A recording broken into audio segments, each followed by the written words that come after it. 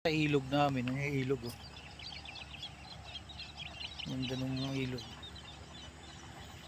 Doon sa banda ron, sa amin malapit doon. Ito dito lang to. Yan. Inaayos yung ilog dito, nataasan. Kahit anong gawin mong ano dito, pag binaha to, papatagin pa rin ng ano yan. Yan oh.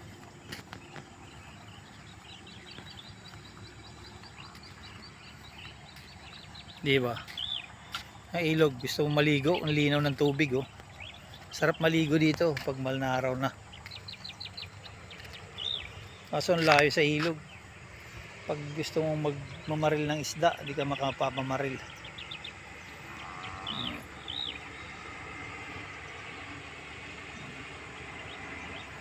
Linaw oh.